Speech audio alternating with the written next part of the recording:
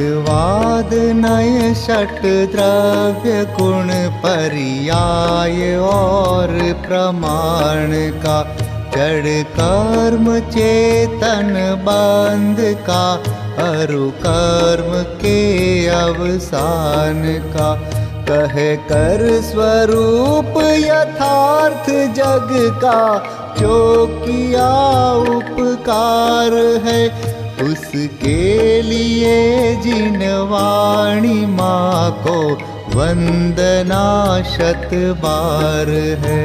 उसके लिए जिन वाणी माँ को वंदना शत बार है, वंदना शत बार है।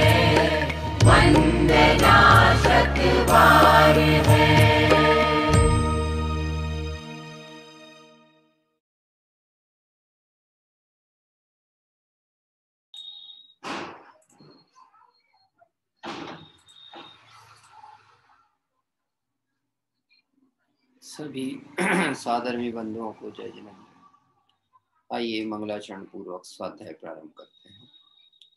नमो अरिहंताणम नमो सिद्धाणम नमो आयरियाणम नमो वज्रायाणम नमो लोये सवसाहुणम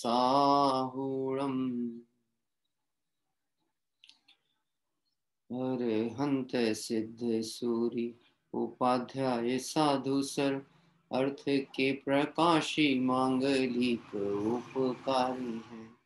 तिनको स्वरूप जान रागते भई जो भक्ति काय को नमाए स्तुति को उचारी हैं। धन्य धन्य तुम ही से काज सब आज भय कर जोरी बार बार वंदना हमारी है। मंगल कल्याण सुख ऐसो हम चाहत हैं। हो मेरी ऐसी दशा जैसी तुम धारी है। मंगल कल्याण सुख ऐसो हम चाहत हैं। हो मेरी ऐसी दशा जैसी तुम धारी है।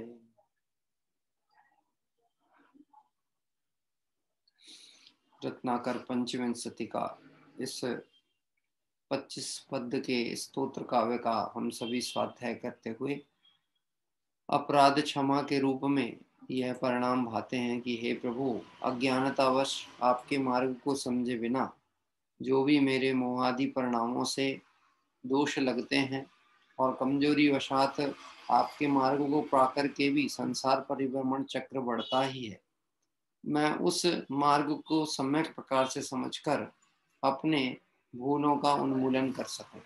ऐसी भावना से रत्नाकर कवि ने यहाँ पर अपने हृदय की भावना वितरागी भगवंत के समक्ष रखी। 16वें नंबर का पद्य कल हम पढ़ रहे थे। मेरी आयु घट रही है परंतु विषयाभिलाषा नहीं। मैं दवा तो करता हूँ लेकिन धर्म सेवन नहीं करता। इसका हिंदी पद्यानुवाद पढ़ते हुए विचार करके आगे बढ़ेंगे। घटती जाती आयु पापमती जरा न घटती, थकती जाती देह वासना जरा न थकती। करता मोहादीन यत्न में तरह तरह के, पर सब औषध हेतु धर्म हित एक न करके। घटती जाती आयु पापमती जरा न घटती। क्या कह रहे हैं? हाँ, नित्य आयु घटती है पर पापमती घटती नहीं। देखा जाए वर्तमान पर्याय में जब इस जीव ने जन्म लिया, उस जन्म के अगले क्षण से ही वर्तमान आयु संबंधी जो निषेक थे वे खिरना प्रारंभ हो गए। यानी हर समय वृद्ध अवस्था नजदीक आ रही है। क्या कह रहे हैं? हर समय वृद्ध अवस्था। इंग्लिश में तो शब्द ही, ये वाक्य ही ऐसा होता है, हाउ ओल्ड आर यू, ऐसा ही पूछा जाता है। चाहे वह जन्मा हुआ बालक भी क्यों ना हो तो भी प्रश्न ही पूछा जाएगा, हाउ ओल्ड आर हिज या हर। क्या कह रहे हैं? ये कितना है, कितने कितने दिन पुराना है, कितनी आयु हो चुकी है। इससे एक बात स्पष्ट हमें समझना चाहिए कि निश्चित ही समझें कि वर्तमान आयु गल रही है, ऐसा नहीं कह रहे, क्षरण को प्राप्त हो रही है। जब इस वर्तमान पर्याय के बंधे हुए सारे आयु कर्म के निषेक खिल जाएंगे तो उसको फिर जगत में मरण कहा जाता है। क्या कह रहे हैं? जगत की दृष्टि से उसे मरण कहा जाता है।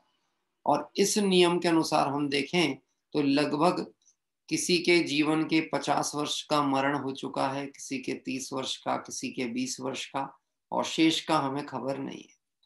और अगले शेष की तो हम इसलिए कुछ कह ही नहीं सकते क्योंकि आत्मा को इस शरीर से छूट करके निकलना और अन्य गति में जाने के लिए तो बहुत अल्पकाल लगता है। तो कहते हैं कि यानी आत्मा में पलक जो झपकते हैं ना अपन, नेत्रों की पलक झपकना है, इसमें असंख्यात समय होते हैं और आत्मा को इस देह से निकलने में एक समय का टाइम लगने वाला है। कितना? एक समय, मतलब हम पलक भी नहीं झपक पाएंगे और दूसरी गति में पहुंच चुके होंगे संसार परिभ्रमण की अपेक्षा से। सिद्धत्व की प्राप्ति की दृष्टिकोण से भी बात करें तो भी एक ही समय लगने वाला है।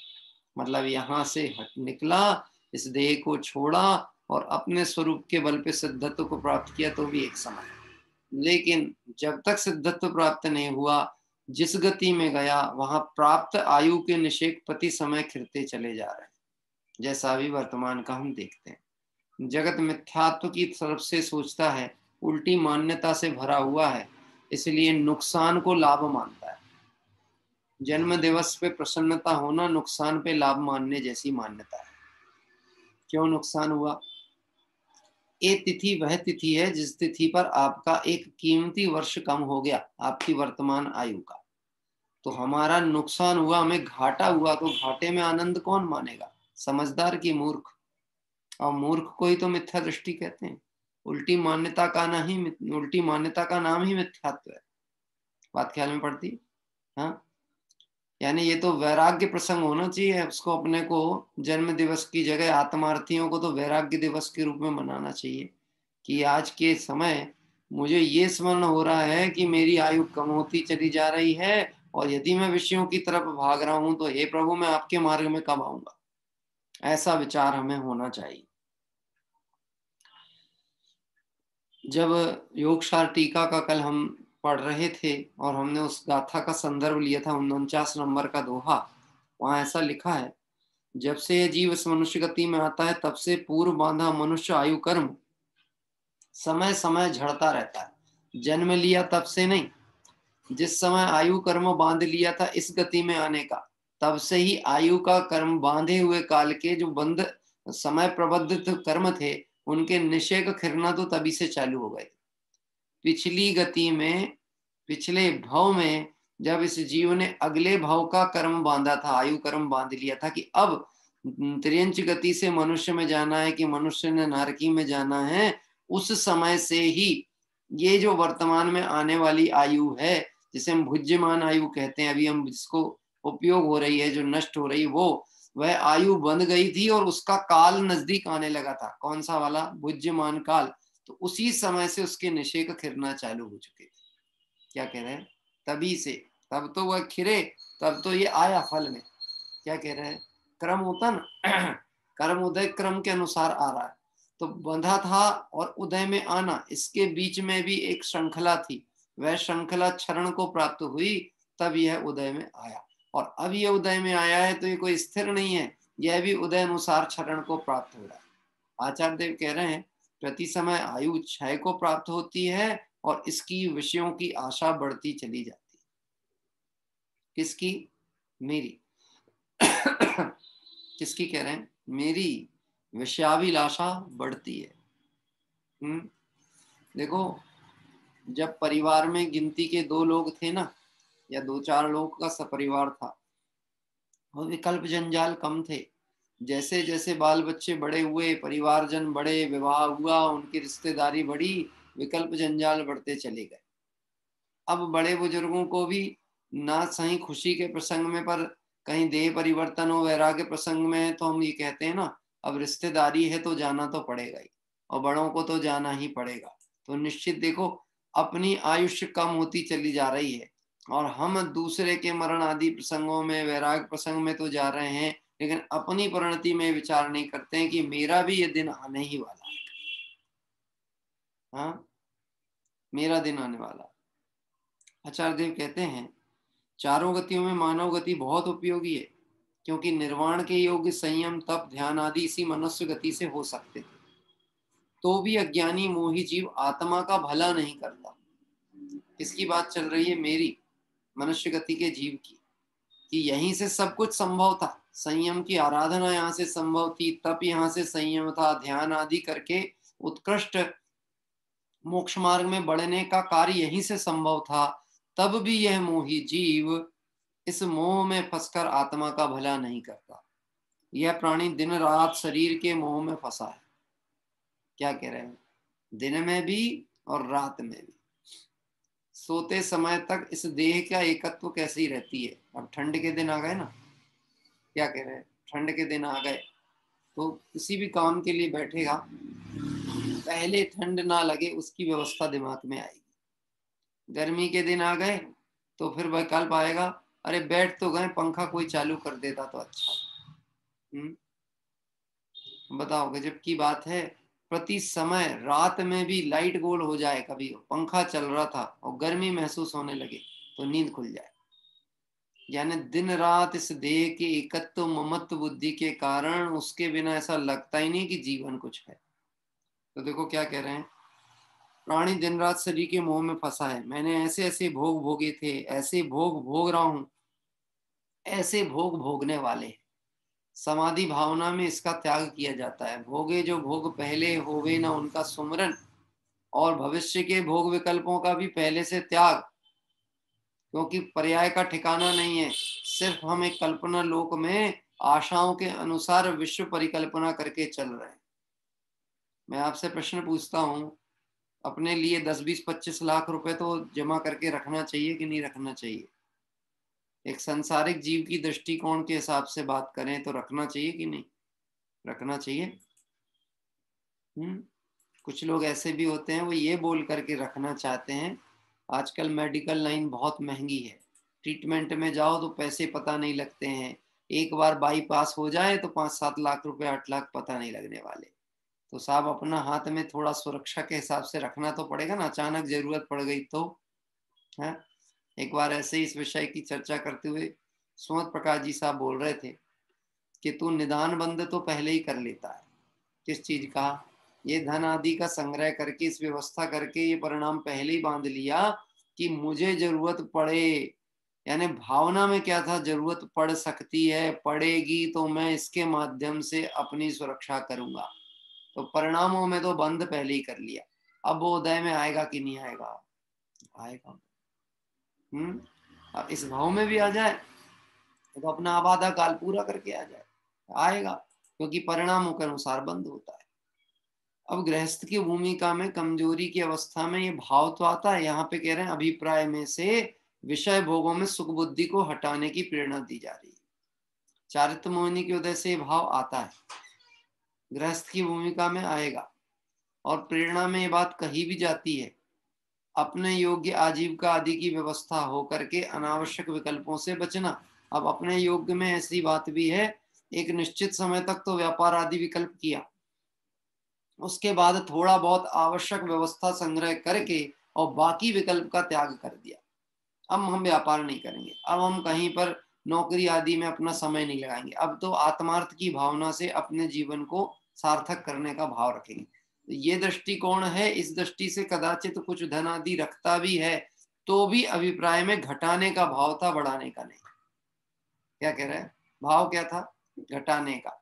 और यदि धर्म तो करे पर साथ साथ कर्म क्षेत्र में भी उतना ही एकाग्रता और उपयोग को लगा के बैठा है, हम नहीं करेंगे तो कैसे होगा? करना तो पड़ेगा, हमारी भूमिका है, कमजोरी अवस्था है, ऐसा मानकर वहां से उदासीन ना हो विषय भोगों से, संसार विकल्पों से, और धर्म के प्रति प्रमादी रहता है तो निश्चित ही अनंत संसार बढ़ाने का अभिप्राय चलता है।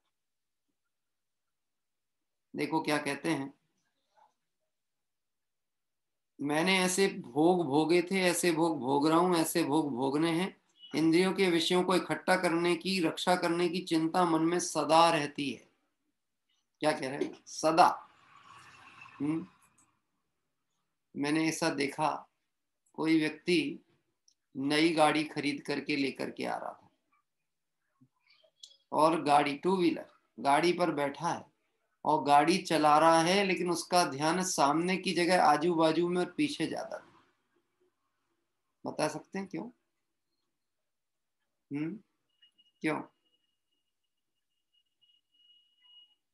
क्योंकि हम साथ में थे उसके, हमने कहा तुम बार बार पीछे क्यों देख रहे हैं, आजू बाजू में क्यों, सामने देख के चलाओ ना, कहीं ठोकर हो जाएगी तो। क्या वो क्या बोलता है? स्क्रैच ना लग जाए। नई गाड़ी है ना, बाजार में से जा रहे हैं, कोई ट्रैफिक वाला, कोई गाड़ी वाला, कोई साइकिल वाला स्क्रैच ना डाल दे। तो उपयोग कहाँ चल रहा है, विकल्प कहाँ चल रहे हैं उसके, कि प्रति समय चिंता में ही मन में लगाई हुई चिंता। और गजब की बात है, चिंता को हम भय के रूप में भी ले सकते हैं। अज्ञानी को 7 प्रकार के भय होते हैं, इस लोक का भय, परलोक का भय, मरण भय, वेदना भय, अकस्मात भय है। ये सब भय मिथ्या दृष्टि अज्ञानी जीव को प्रति समय चल रहा है। इस लोक का भय, इस लोक में कुछ अनिष्ट ना हो जाए, अभी कोई अनिष्ट ना हो जाए। आपको पता है अभी तो कोरोना काल चल ही रहा था और ठंड का प्रकोप बढ़ने लगा, अब अन्य वायरल और बीमारियां भी असर करने लगी। अभी आज ही हमारे यहाँ छिंदवाड़ा में 2-3 डेंगू के केस आए। कौन से? ये हमारे निकटवर्ती क्षेत्र में। अब आप विचार कर सकते हो कि इस लोक संबंधी विकल्प का तांता नहीं छूट रहा, ये चल ही रहा है मन में। कोई वेदना ना आ जाए, कोई रोग ना आ जाए, कोई कष्ट ना आ जाए, प्रति समय उसी की शल्य में, चिंता में जीवन चला रहता है। देखो क्या कह रहे हैं, इंद्रिय विषयों को इकट्ठा करने की, रक्षा करने की चिंता मन में सदा रहती है। इष्ट वियोग के वियोग से शोक होता है। अपने कोई इष्ट का वियोग हो जाए तो शोकाकुल हो जाता है। ये मालूम क्या बताना चाह रहे हैं कि सारा जीवन जो है वो किस विकल्पों में जा रहा है, इसकी चर्चा कर रहे हैं। वर्तमान पर्याय जारी शीघ्रता से, दूसरे का इष्ट के वियोग का दुख तो है, परंतु मेरी भी यह पर्याय क्षय को प्राप्त हो रही है।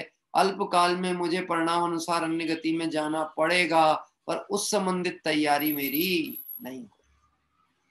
देखो क्या कहते हैं, इष्ट वियोग के वियोग से शोक करता है।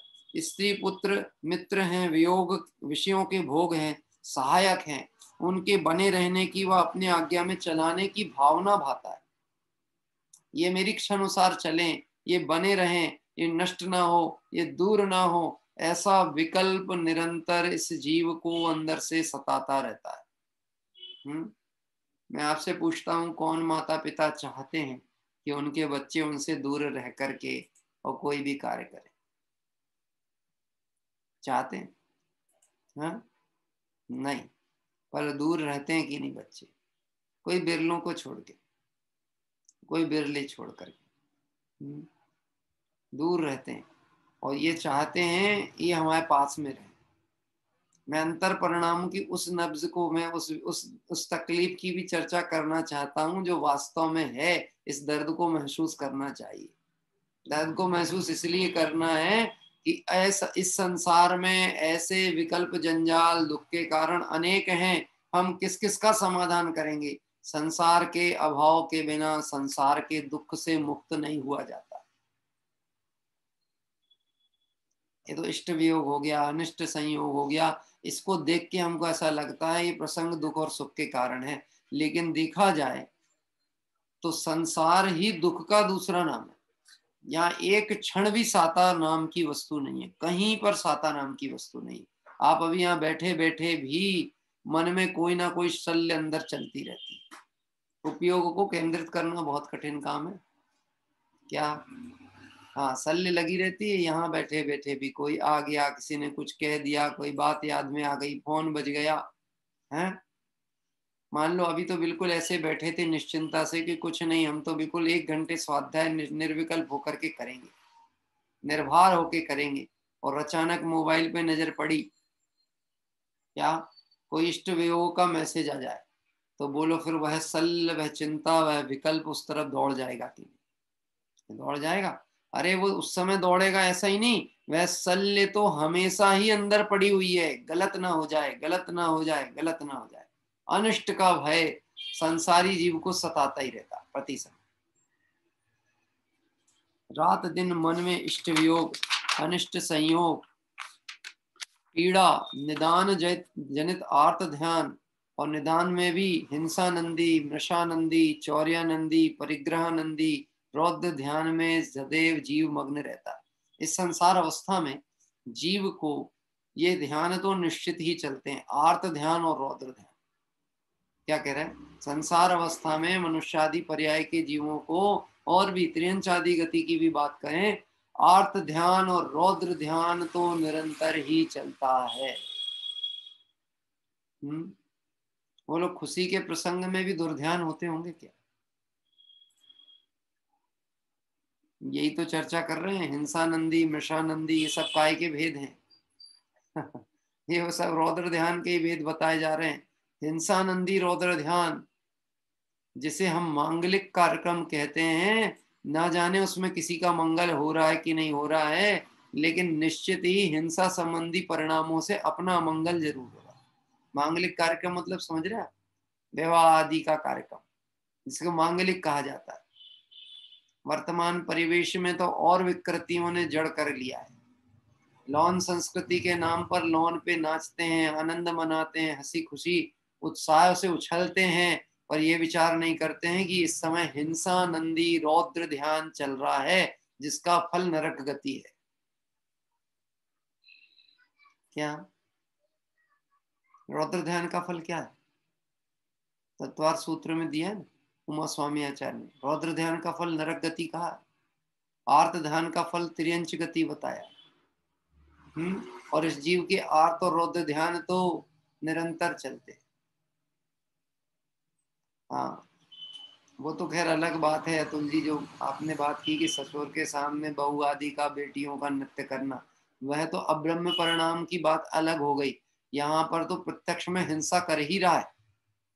रात्रि का ठिकाना नहीं है।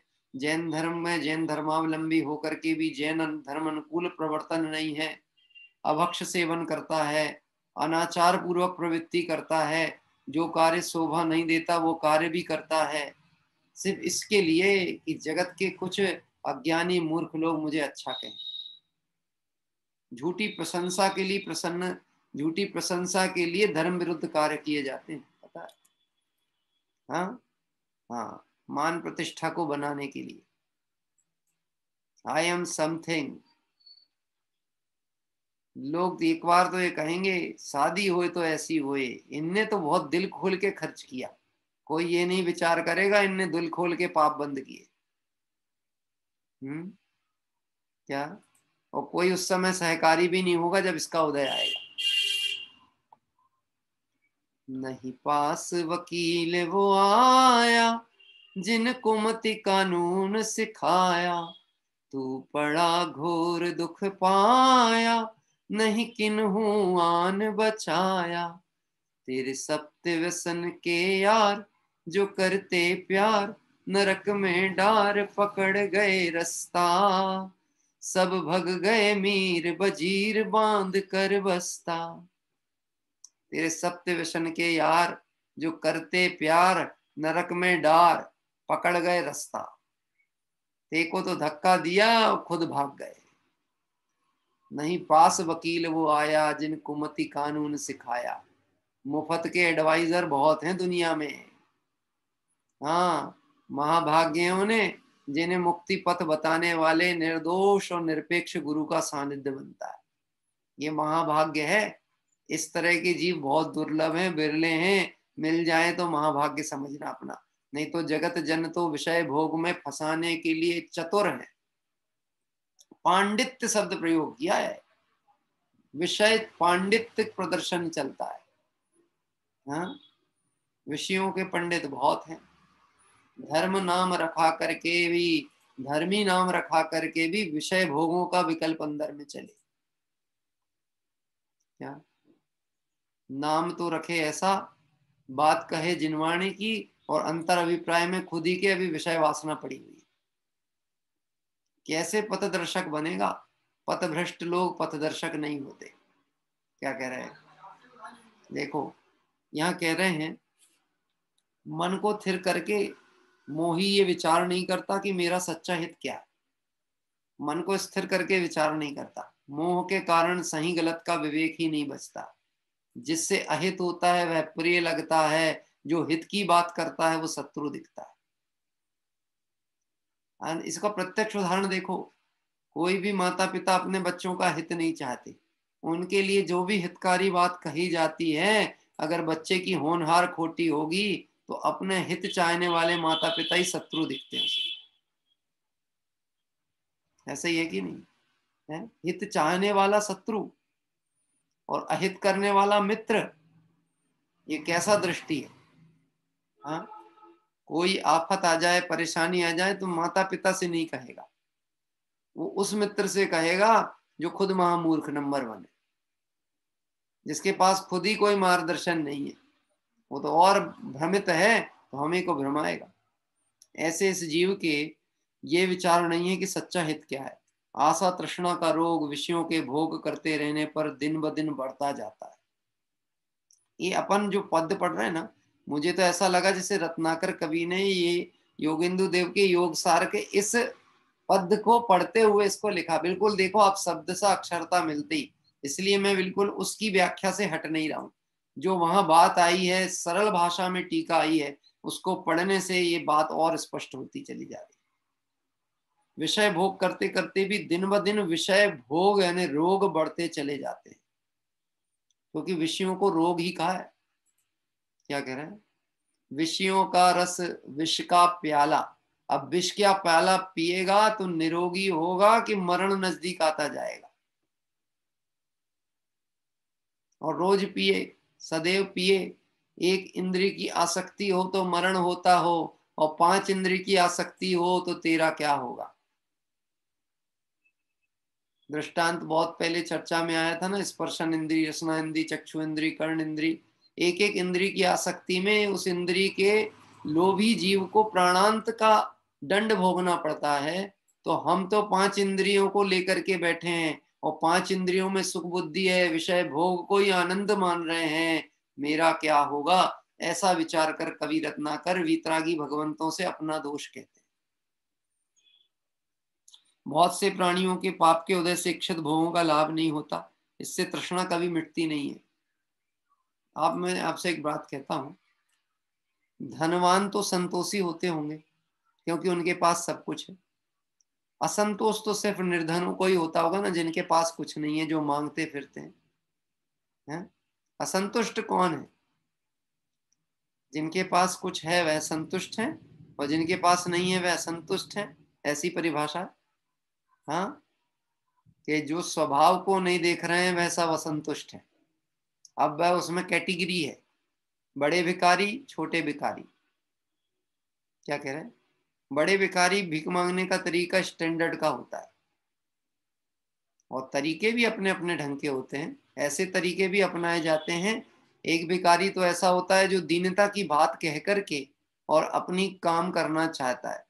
तुम 1 पैसा दोगे वो इतना देगा, है कि तुम मुझे प्रसन्न करोगे, तुम मेरी सुध लोगे, भगवान तुम्हारा भला करेगा, परिवार बच्चों को खुश रखेगा, व्यापार में वृद्धि कराएगा। एक इस तरह के भिखारी, और एक इस तरह के भिखारी जो वचन तो ऐसा नहीं कहते पर अंतर अभिप्राय में परिणाम ऐसे ही पड़ा।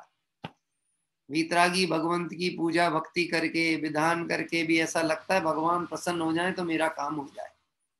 हाँ,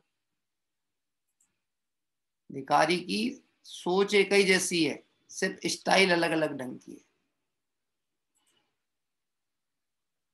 क्यों साहब? दुकान मंदिर है कि नहीं? नहीं है। हाँ, तो गलती से स्टिकर लगा भी हो तो निकाल देना, दुकान मेरा मंदिर। हाँ, नहीं तो कभी मंदिर में पहुंच नहीं पाएंगे, क्योंकि दुकान ही अच्छी लगेगी। दुकान मेरा मंदिर है, हैं? तो फिर देवता की प्रतीक्षा करता बैठेगा सुबह से रात तक। ये देवता हैं, अतिथि देवो भवा, आप आओ और आप कुछ दे दो तो मेरा कुछ चले। ऐसे श्रद्धान में तो उसको फुर्सत ही नहीं मिलने वाली। क्यों साहब? सीजन टाइम आता है तो मरने की फुर्सत होती किसी को?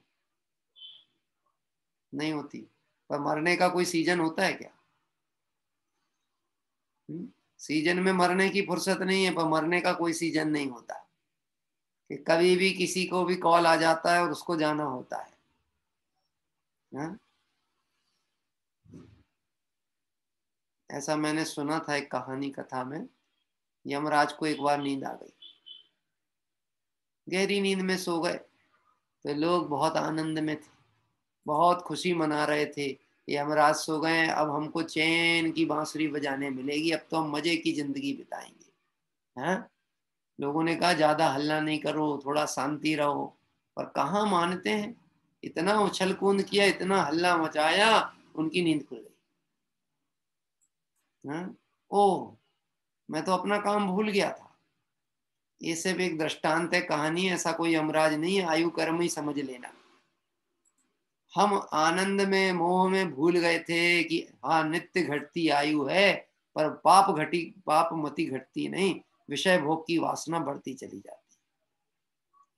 एक था तो 4 किया, 4 था तो 16 किया, ये विचार ही नहीं कर पा रहे हैं कि हम ये बढ़ा रहे हैं कि अपना नुकसान करते जा रहे हैं।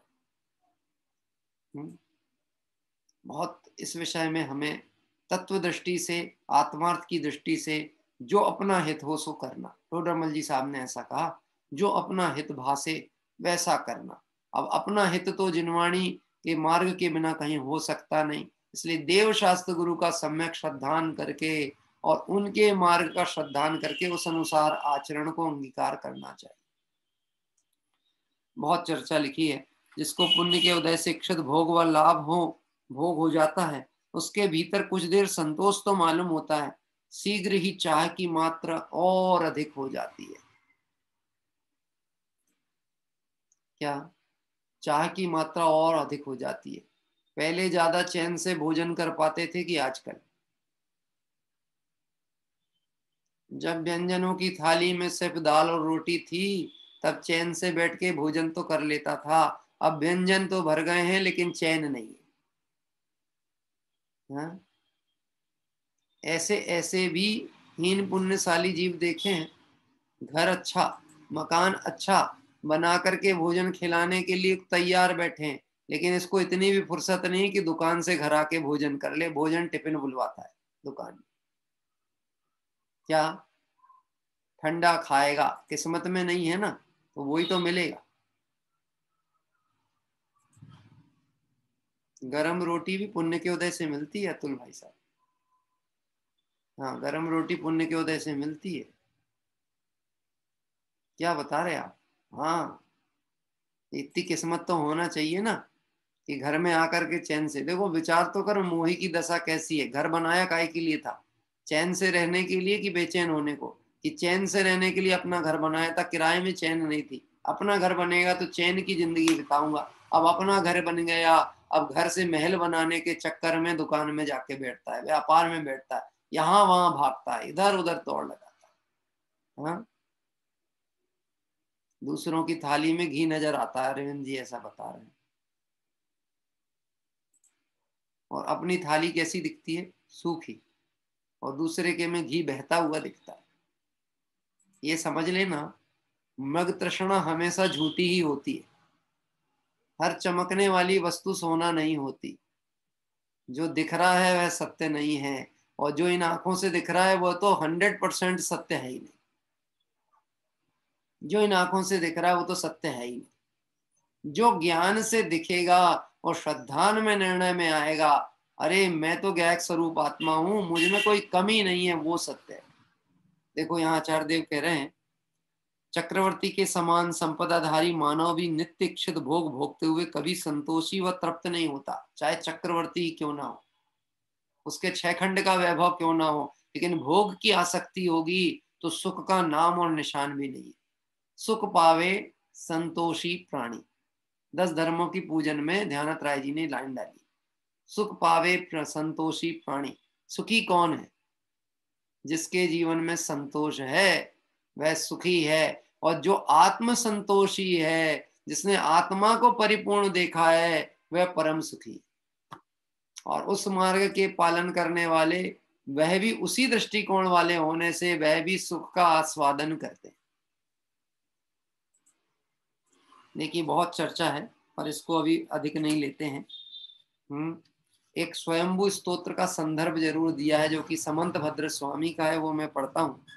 तृष्णा की ज्वालाएं जलती रहती हैं, इच्छित इंद्रियों के भोग भोगने पर भी उनकी शांति नहीं होती, किंतु ज्वालाएं ही बढ़ती है। हाँ, बाबू युगल जी साहब ने ये पंक्ति डाली है, सोचा करता हूं भोगों से बुझ जावेगी इच्छा ज्वाला, परिणाम निकलता है लेकिन मानो पावक में घी डाला।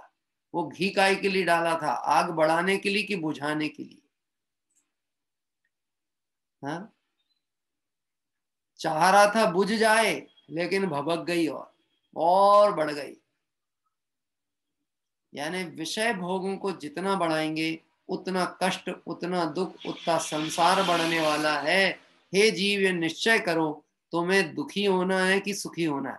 तुम्हें यदि सुखी होना है तो संसार से क्या, और तुम्हें दुखी होना है तो संसार में तो पड़े ही हुए हो, और नए दुख के लिए क्या प्रयास करते हो? दुख तो बढ़ने ही वाला है।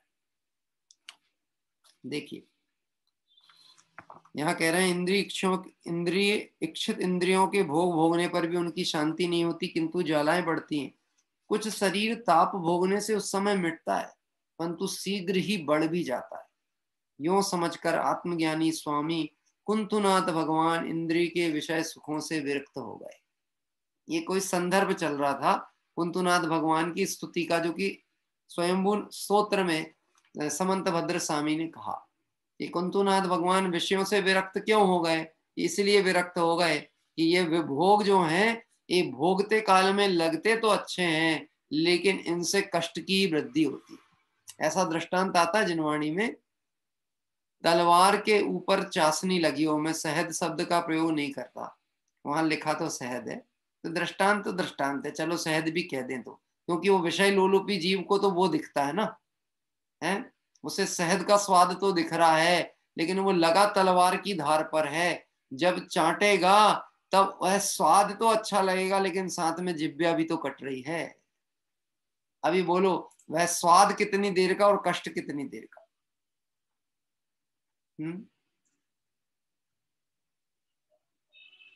क्या मेरी कई बार ऐसी मिस्टेक हो जाती है, मिस्टेक तो क्या है, आदत है, भोजन करते समय जरा उपयोग भटका और मेरा दांत से कहीं ना कहीं दब जाता है, मसूड़ा वगैरह, और मेरा थोड़े शारीरिक प्रकृति कुछ ऐसी है, मेरे घाव जल्दी नहीं भरते। क्या कह रहे हैं, घाव जल्दी नहीं भरते, वो बहुत दिनों तक। अब मैं आपसे बोलता हूँ, कोई चीज अच्छी लगी या उपयोग जरा सा चंचल हुआ, उस जरा से उपयोग की चंचलता के दंड को 5-7 दिन 10 दिन तक भोगना पड़ता है। हे जीव, तेरी प्रति समय विषय भोगों की आसक्ति है, इन भावों का क्या फल हो। अपनी बात कर रहा हूं मैं, आपकी नहीं कह रहा। क्या कह रहा है, अपनी अपनी समझना, कहूंगा मैं अपनी, आप समझना अपनी। जिन्हें हित करना हो वो अपनी बात समझ करके देवशाद गुरु की बातों को सुनना। गुणों की चर्चा आए तो भी ये समझना हमारी प्रशंसा हो रही है, और कहीं दोष बताए जाएं तो ये देखना कि अरे ये मेरी पर्याय की कमजोरी है, मुझे पर्याय दृष्टि को छोड़ना है, इसके बिना मेरा संसार से तरने का कोई कारण नहीं बन सकता। इस तरह से यहाँ पर बहुत चर्चाएं बहुत हैं, जहां ध्यान जाता है कुछ ना कुछ नया दिखता है। आत्मानुशासन में गुणभद्र स्वामी की 2 पंक्तियां लिखी हैं। मनुष्य सदा ही शरीर को पोसते हैं, वह विषय भोगों को भोगते रहते हैं। इससे बढ़कर और खोटा कृत्य क्या होगा कि वह विष पीकर मानो जीवन चाहते हैं, वह तो भव भव में कष्ट पाएंगे। कौन कह रहे हैं, गुणभद्राचार्य। कोई विष पी करके जीवन चाहता है, वर्तमान पर्याय तो जाने ही वाली है, परंतु ये जो मिथ्यात्व का विषय है, ये अनंत भवों तक जीव को संसार परिभ्रमण कराता है। देखिए अगले पद की और चर्चा करेंगे, बढ़ते हैं 17वें नंबर का पद। मैंने सर्वज्ञ जिनेंद्र को छोड़ अज्ञानी की बात सुनी। क्या कह रहे हैं, पहले तो आया था कि मैं तो दवाई करता रहा लेकिन धर्म नहीं किया। अब धर्म भी किया तो कैसा धर्म किया कि सम्यक मार्ग का अनुसरण नहीं किया। मैंने कुगुरु कुदेव आदि की मान्यता करके सच्चे जिनेंद्र को छोड़कर अज्ञानियों की बात सुनी। अभी देखिए पढ़ते हैं पहले पद। नात्मा न पुण्यम न भवो न पापम मयम विटानाम कटुगीरमेयम् आधारीकरणे त्वयैकेर्वलोके परिस्फुटे सत्यपि देव दिग्धमाम्। हे देव, भगवंत को स्मरण करते हुए रत्नाकर कवि कहते हैं, हे देव, त्वयि केवल अर्के परिस्फुटे, आप में केवल ज्ञान रूप सूर्य के प्रकट होते हुए भी ना आत्मा आत्मा नहीं है, ना पुण्यम पुण्य नहीं है, ना भवा भव नहीं है, ना पापम पाप नहीं है, विटानाम अपेयम कटुगी। इस तरह धूर्तों ढगों की अत्याधिक कड़वी वाणी को मया कर्ण आधारी, मैंने कान में धारण किया, अर्थात सुना, अतः मुझे धिक्कार है। देखो क्या कह रहे हैं, हे जिनेंद्र भगवान, आप केवल ज्ञान सूर्य से प्रकटित हैं, प्रकाशित हैं, तब भी मुझे आपकी बात पे भरोसा नहीं है, और अज्ञानियों की बात पे बड़ी जल्दी भरोसा हो जाता है। क्या कहना चाह रहे पता आपको? ये मिथ्या दृष्टियों की संगति के कारण से बुद्धि ऐसी भ्रष्ट हो गई है कि देव शास्त्र गुरु का निर्दोष मार्ग तो समझ नहीं पड़ता, और खोटी चर्चाएं आती हैं तो धर्म छोड़ने के लिए तैयार हो जाता है। क्या? हाँ, यहाँ पर स्वाध्याय चिंतन मनन करके श्रद्धान को तो निर्मल नहीं करे, लेकिन किसी ने कह दिया काम नहीं बन रहा है, हम तुमको एक विधि बता दें। हाँ हाँ, बता दो बता दो कि ये मंत्र का रोज सुबह शाम जाप करना, इतने नरियल चढ़ाना, ऐसा ऐसा करना।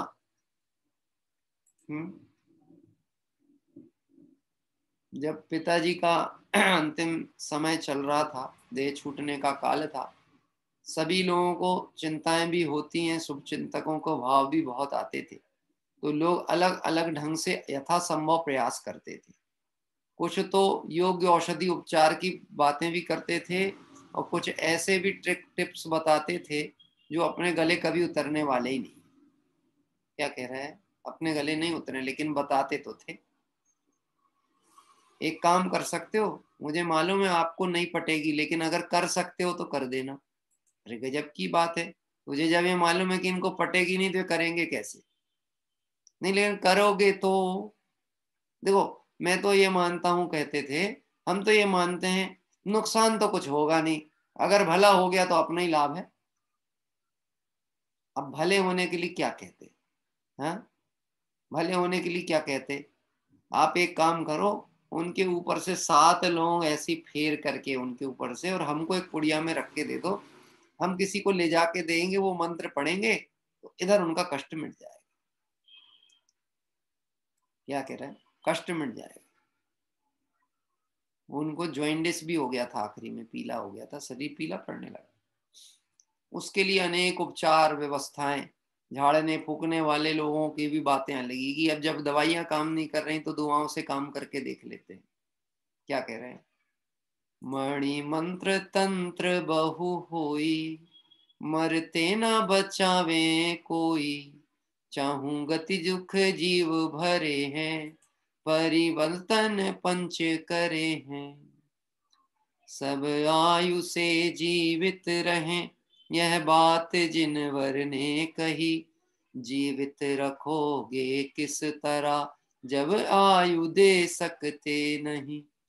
सब आयु क्षय से मरण हो, यह बात जिनवर ने कही, तुम मार कैसे सकोगे जब आयु हर सकते नहीं। ना तुम जीवन दे सकते हो, ना तुम मरण दे सकते हो। ये एक नितांत अज्ञानता है कि इसके चक्कर में हम देवशाद गुरु को छोड़कर कुगुरु कुदेव की चर्चा सुनने चले जाते हैं। आपको मैं बोलने में संकोच नहीं है और कहना जरूरी समझता हूं, लोग तो पंच परमेष्टि पद में हम जिन्हें दिगंबर मुनिराज मानते हैं, उनको भी इसी रूप में लाके खड़े करने लगे आजकल। एक काम करो, कहीं नहीं जाना है तो उनसे आशीर्वाद लेने तो कम से कम चलो। क्या आशीर्वाद लेना है उनसे? उनसे ये आशीर्वाद लेना है कि ये रोग मिट जाए और मैं संसार के विषय भोगों में रचपच जाऊं। जो स्वयं विषय भोगों से हट गए हैं वो आशीर्वाद में हमें ये देंगे कि तुम निरोगी हो जाओ और तुम फिर वही संसार विकल्पों में फंस जाओ, ये आशीर्वाद देंगे? अरे यदि कदाचित उनका आशीर्वाद भी होगा तो यही होगा कि तू अजर अमर तत्व को लख, इस देह तो छूटने वाली है, इस देह का विकल्प छोड़। क्या कह रहा है? तो ये आशीर्वाद लेने का कहाँ, ये तो स्वयं ग्रहण करने की बात है। जिनवाणी जिन तत्व में दिया हुआ है वहां भी जाके हो सकता मिथ्यात्व पोषित करके आ जाए। क्या कह रहे हैं? कि उनके आशीर्वाद से जिंदा बच गए, उनके आशीर्वाद से ऐसा हो गया। बोलो, हमारे दिगंबर मुनि भगवंत संसार की वृद्धि हो ऐसे आशीर्वाद कभी दे सकते हैं? और दें तो वह दिगंबर मुनिराज होंगे? हो ही नहीं सकते।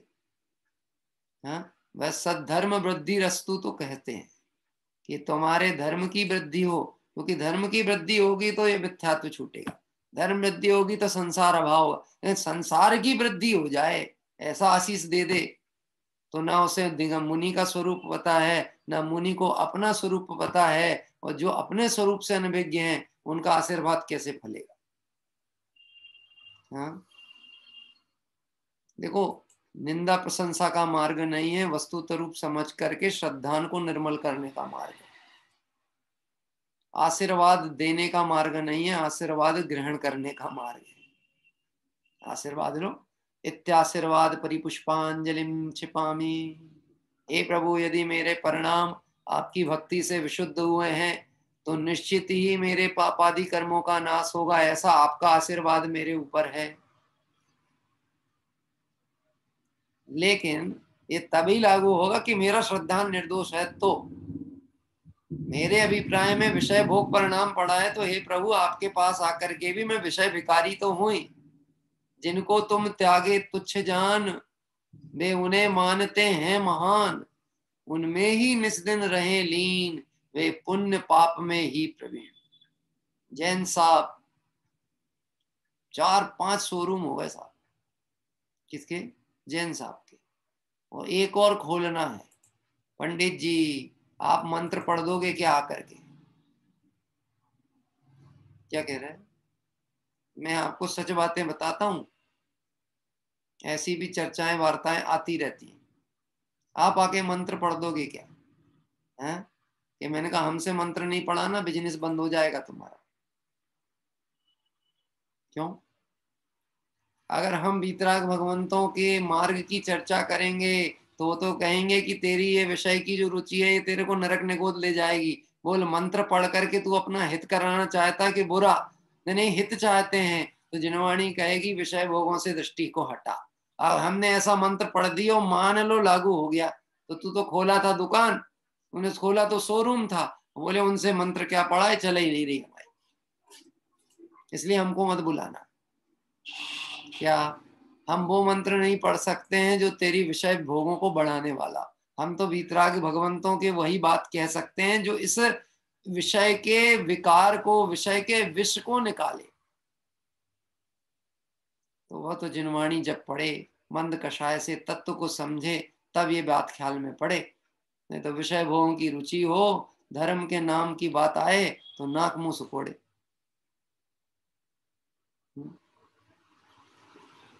हाँ, 8वीं फैक्ट्री शुरू करने की बात मैंने बताई थी ना, वो याद दिलाया स्मरण आपने। ये नरक 7 ही होते हैं और उनको 8वीं फैक्ट्री खोलने का भाव आया। उनकी धर्म पत्नी ने कह दिया थोड़ा डरो तो नरक 7 ही होते हैं, थोड़ा डरो तो 7 ही होते हैं, 8वां नरक नहीं होता। हाँ, देखो क्या कह रहे हैं। जीव जन्म अरु पाप पुण्य नहीं जग में भाई, धूर्तों ने यह कुटिल बात मुझको समझाई। मानी मैंने सत्य, धूर्त को नहीं पहचाना, है मुझको धिक्कार बना मैं फिरूं सयाना। कि है तो मूर्ख और अपने को समझता है समझदार, क्योंकि मूर्खों के चक्कर में आ जाता है। विषय भोगियों के, मिथ्या दृष्टियों के, कुगुरुओं की चक्कर में आकर के भव खो देता है और सोचता है मैं बहुत अकलमंदी का काम कर रहा हूं।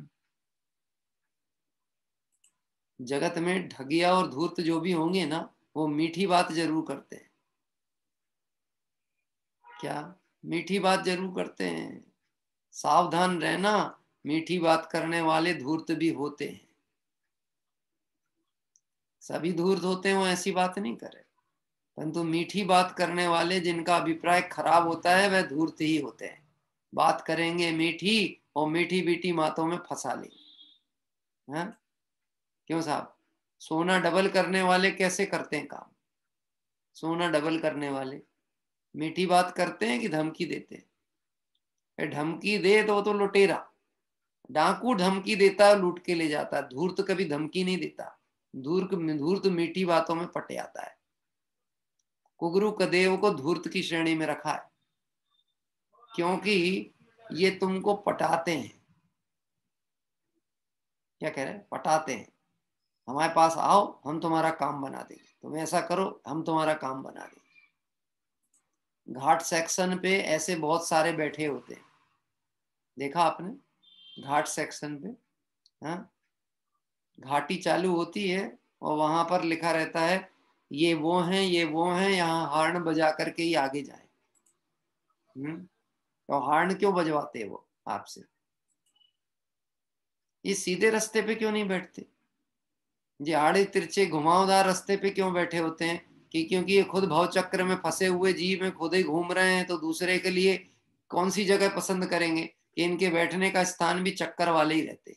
और जो इनके चक्कर में पड़ गया, क्या हो गया साहब?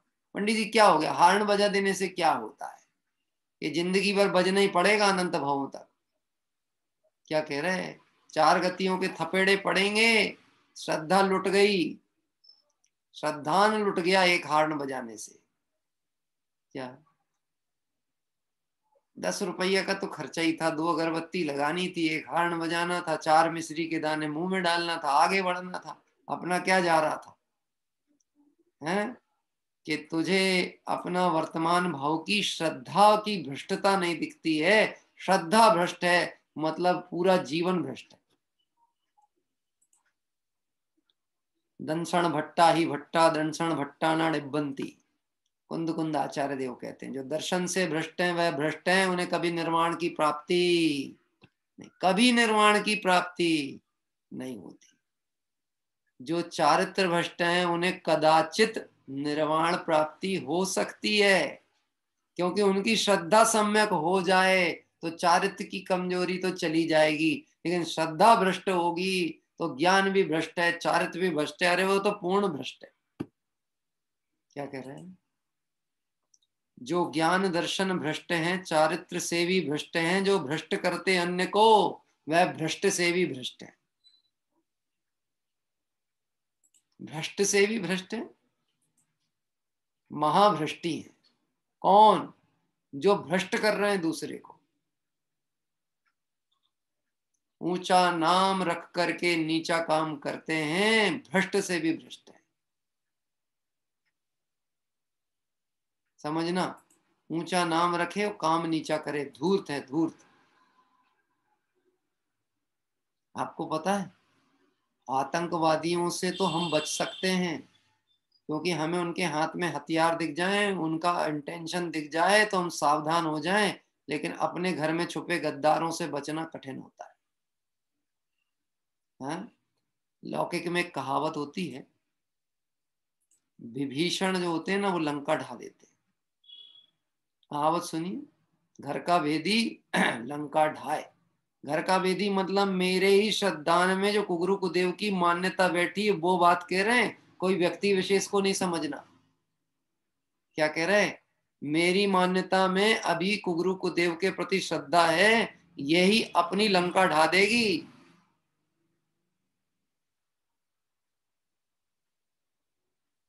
जैन कुल में उत्पन्न होके भी अन्नमती देवी देवता के प्रति जरा सा भी रंच मात्र यदि श्रद्धान चल रहा है, अभी अनंत भाव बाकी पड़े हैं। वो मनुष्य पर्याय के नहीं, 4 गति 84 लाख योनियों के। उसको ऐसा लगता है फिर कभी अवसर मिलेगा तो हो सकता तब सम्यक हो जाएंगे। अरे अवसर मिलेगा क्यों? क्योंकि अवसर तो तूने अपने हाथ से खोया है। पत्थर की नाव पे बैठ करके तू समुद्र पार होना चाहता है, पत्थर की नाव होती ही नहीं है। तो उदाहरण दिया है, ते कुगुरु जन्म जल उपल नाव। कभी देखी पत्थर की नाव? भरत भाई, पत्थर की नाव देखिए? हो सकती है?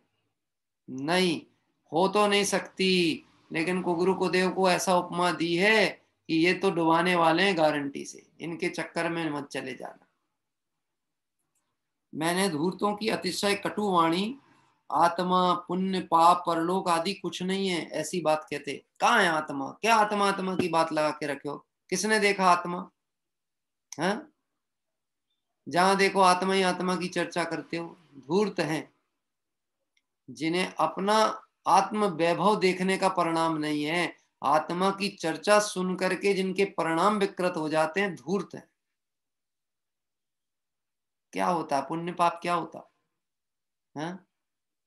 पाप से तो नरक होता है, पर पुण्य से तो धर्म होता है ना। ऐसी प्रेरणा देने वाले धूर्त हैं। नरक का तो भय दिखाएं लेकिन स्वर्ग में अटका देना चाहें, धूर्त है। तुम पढ़ो लिखो बस मत, हम जितना कह रहे उतना करो, समझ लेना धूर्त है। क्या कह रहा है? जो आपके ज्ञान नेत्र बंद कर दे उससे बड़ा धूर्त कोई दूसरा नहीं। पढ़ना बस नहीं, जिनवाणी मत पढ़ना, ग्रंथ मत पढ़ना, हम तुमको जो बता रहे बस उतना ही करना। क्या क्या करना? ये करो, अभिषेक करो, विधान करो, दान करो, इधर जाओ उधर जाओ, इनकी सेवा करो, इनकी पूजा करो। जिनवाणी मत पढ़ना, स्वाध्याय मत करना, क्योंकि स्वाध्याय करोगे तो तुम्हारा ज्ञान ही स्वपर का निर्णय, अच्छे बुरे का निर्णय करने लगेगा। फिर धूर्तों की दुकान कैसे चलेगी?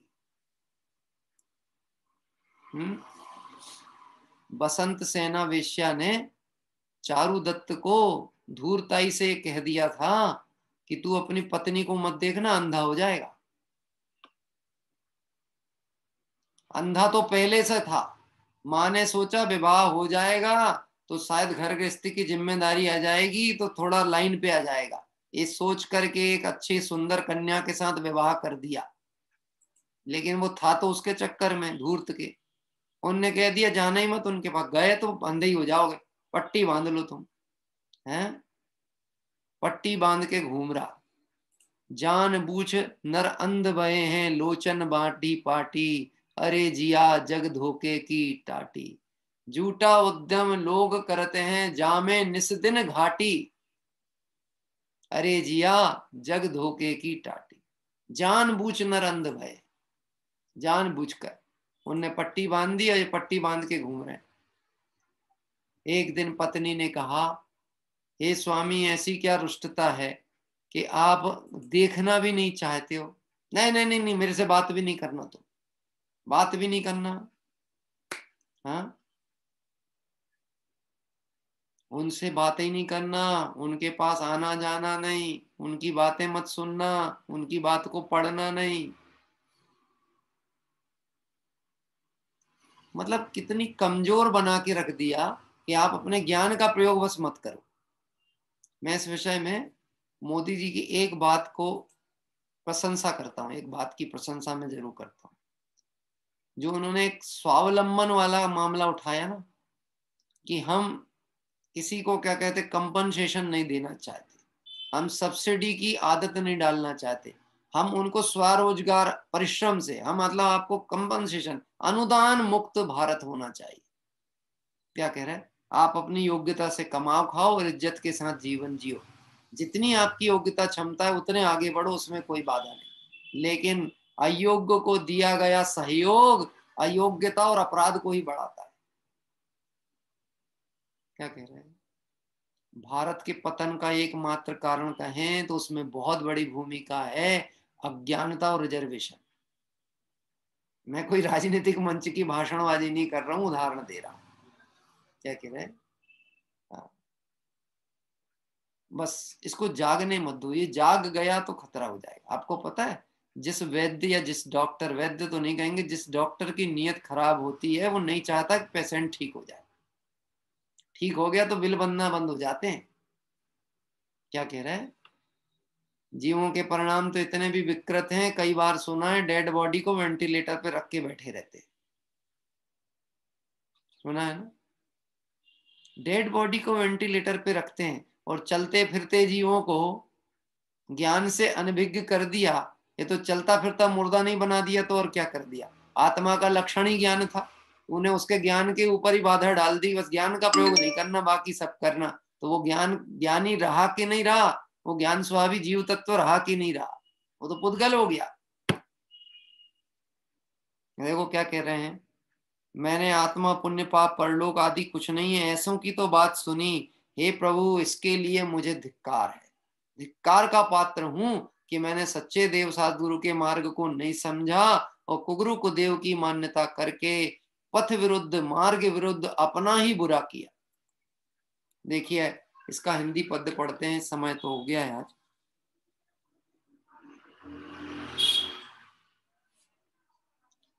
अग पुण्य को जग आत्म को मैंने कभी माना नहीं, हाँ आप आगे हैं खड़े दिन रात से यद्यपि यही, तो भी खलों के वाक्य को मैंने सुना कानों वृथा। धिक्कार मुझको है गया, मम जन्म ही मानो वृथा। क्या कह रहे हैं? खल मतलब दुष्ट, दुष्टों की बात को मैंने इन कानों से सुन सुन करके मानो इस भव को खो दिया। क्या है? तो बोलो, अपने ज्ञान में अपनी भूल आई तो हम किसको धिक्कार दें? मैं आपसे कहता हूं, धूर्तों को दोष देना चाहिए कि धूर्तों से सावधान होना चाहिए? दोष दे के समय खराब नहीं करना। धूर्त ने जितना लूट लिया वो लूट लिया, वो कोई दिक्कत नहीं, अपनी किस्मत का नहीं था तो लुट गया। अब सावधान होकर के उसके चक्कर से बचो। हैं? कहना ही अब तो हम बदला लेंगे उससे, अब तो हम उसको बिल्कुल निपटा देंगे, बर्बाद कर देंगे, वो धूर्त है। क्या कह रहे हैं? तुम उसके चक्कर से बच जाओ, यही समझदारी है। कुगुरु कुदेव को धूर्त की श्रेणी में रखा है। इनका प्रतिकार नहीं करना, इनका विरोध मत करना, इनके नाम पर विरोध प्रदर्शन करके रोड पे मत उतर जाना, अपशब्द मत कह देना, अपितु सावधान हो करके इनसे बच के देवशास्त्र गुरु की शरण अंगीकार कर लेना। क्या ये बहुत नीतिगत बात है, और ये नीतिगत बात इस बात को बता रही है कि हमें कितनी सावधानी से श्रद्धान की सुरक्षा करनी चाहिए। विरोध प्रदर्शन करना ये मार्ग नहीं है। कुगुरु कुदेव को अपशब्द कह देना ये मार्ग नहीं है। वस्तु स्वरूप की व्याख्या करोगे, जो गलत है वह गलत अपने आप सिद्ध हो जाएगा, उसके लिए हमें अपने शब्दों को खराब करने की जरूरत नहीं। क्या कह रहे हैं? हम अपना वचन व्यवहार क्यों बिगाड़े? अरे यह वचन तो जिनेंद्र के गुणानुवाद को हैं, हम इन वचनों को, इन्हीं वाक्य विन्यासों को खोटे अर्थ में क्यों प्रयोग करें? एक तो परिणाम भी बिगड़ते हैं, वचन व्यवहार बिगड़ता है, सामाजिक प्रतिष्ठा भी विकृत होती है, और अपना तो बुरा होता ही होता है। इसलिए अपने को यथासंभव सावधान होकर, अब हमको देवशास्त्र गुरु मिले हैं, हम तो इनके सम्यक मत पथ का अनुसरण करेंगे। इसी भावना से विराम लेते हैं, कल आगे की चर्चा लेकर के बढ़ेंगे। आइए अभी आज एक मैसेज था, ठीक है, हमारे छिंदवाड़ा से डॉक्टर प्रकल्प जी के घर से आज भक्ति का पाठ हो रहा है।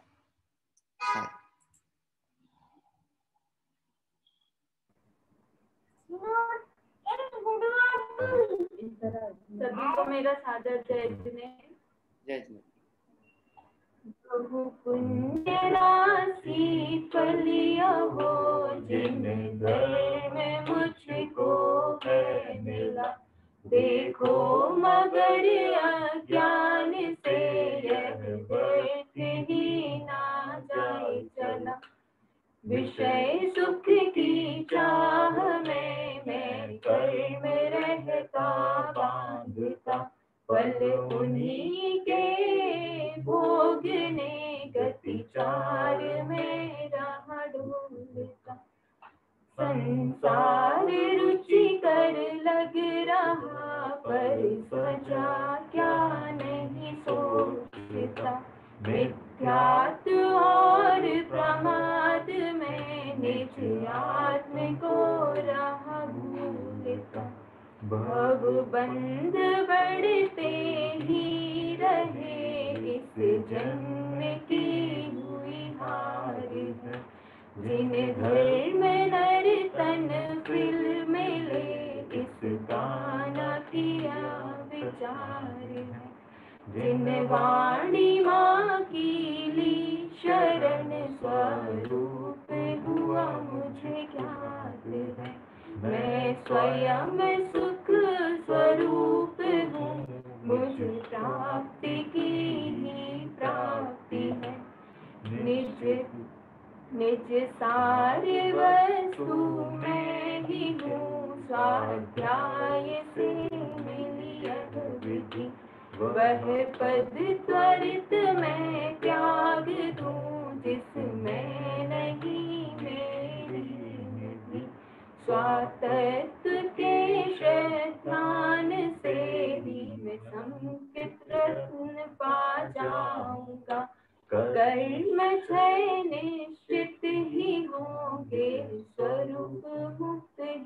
ध्याऊंगा। विश्राम भावे एक दिन स्वमें ही मैं रम जाऊंगा, स्वमें ही मैं रम जाऊंगा। जय जय।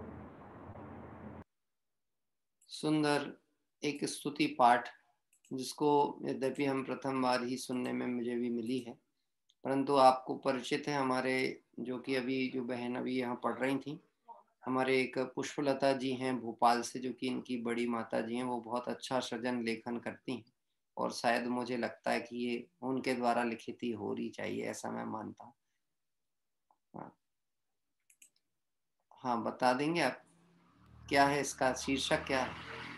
मेरा चिंतन है, ये मैंने ही लिखा था, बस थोड़ा सा शोध फिर बड़ी माँ ने किया था उसका। मतलब मैं एक दिन कुछ ऐसा पढ़ रही थी कि मेरे खुद के भाव ही अंदर से आ रहे थे कि ऐसा लिखती जाऊं, तो मैंने खुद से लिखा था, फिर उसको थोड़ा सा चेंज करके उनको चेंज करके फिर बड़ी माँ ने उसको आपका चिंतन बहुत अध्यात्म परक है और निश्चित ही मैं ये बात कहूंगा कि पिता झलक जो पुत्र में दिखती, ऐसा तो हमने सुना था, माता झलक पुत्री झलकती, ऐसा भी हो, ये हमारी अनुमोदना है।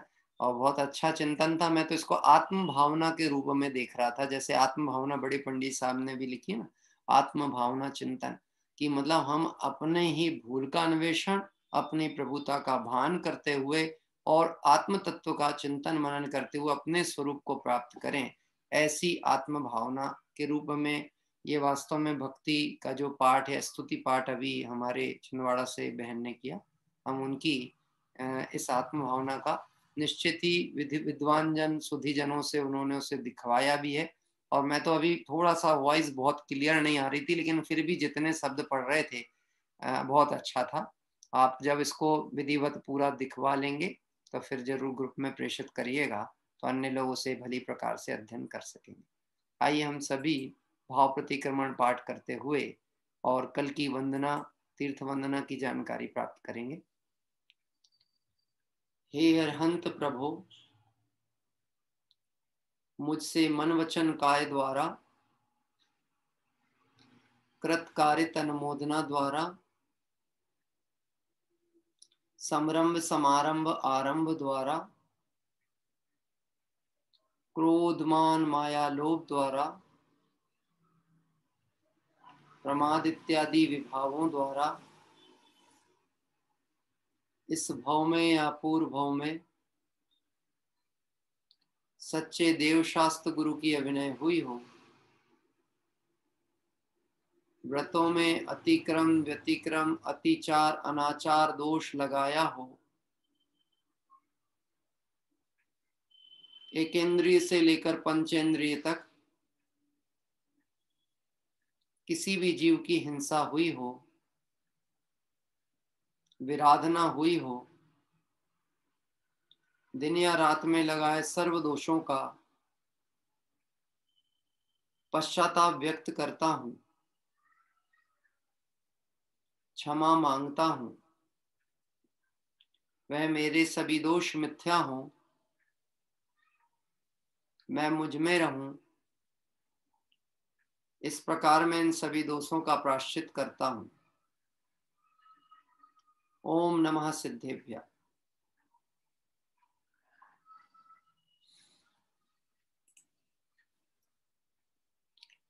आइए हम सभी जिनवाणी स्तुति पाठ के लिए आगे चलेंगे। किसी को स्तुति पाठ यदि लेने का भाव हो तो आप थोड़ा सा अपना हाथ ऊपर कर दें, तो मैं आपको आमंत्रित करूंगा।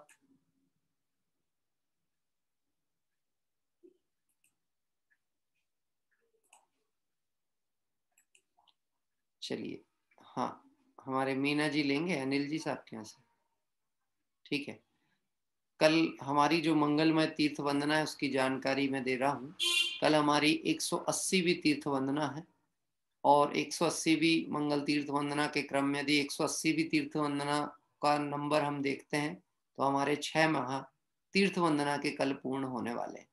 और इस क्रम की तरफ से देखेंगे, वैसे तो हमारे 7.5 महीने से ऊपर हो चुका है, क्योंकि हम प्रारंभिक दिवसों में कल्याणक तिथि और अनेक अनेक जो पूजने हैं, उस पूजन का अर्थ आदि का विचार करते हुए पूजन हमने प्रारंभ की थी, लेकिन वह बाद में तीर्थ यात्रा के क्रम में जुड़ गई और कल 180वीं तीर्थ वंदना के साथ में हम रतलाम नगर में जो सागोदिया जी करके एक जगह है, ऋषभ धाम के नाम से प्रसिद्ध हुई है, आत्मार्थी मुमुक्षु समाज ही उसका रख रखाव और देखरेख करता है।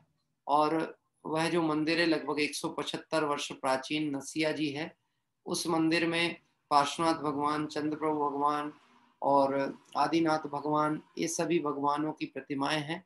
साथ ही साथ रतलाम नगर के करीब 3 से 4 मंदिरों के भी उन्होंने हमें वहां से वीडियो आदि उपलब्ध कराए हैं, वह सभी के दर्शन कल हम करेंगे। और इसी परिवार जो कि आमंत्रित करता परिवार हैं, उनके बालकगण और उनके परिवार सदस्य कुछ लोग अमेरिका में भी रहते हैं जो कल वहां से भी जुड़ेंगे, और उन्होंने वहां के भी जिस मंदिर में वह प्रतिदिन दर्शन आदि का लाभ प्राप्त करते हैं, अमेरिका के भी 2 मंदिरों के हमें चित्र और वीडियो आदि प्रेषित किए हैं। तो इस तरह से कल प्रातः काल हम सभी रतलाम के अनेक जिनालय और मंदिरों पर चलेंगे और कल हम धर्मनाथ भगवान की पूजन का लाभ प्राप्त करेंगे। आप सभी के पास में अध्यात्म पूजांजलि पुस्तक हो तो वो आप अपने साथ रखिएगा। आइए मैं अभी जिनवाणी स्तुति पाठ के लिए आमंत्रित कर रहा हूँ। हाँ जी, मीना जी साहब जो कि हमारे अनिल जी और मीना जी, हाँ हाँ जी।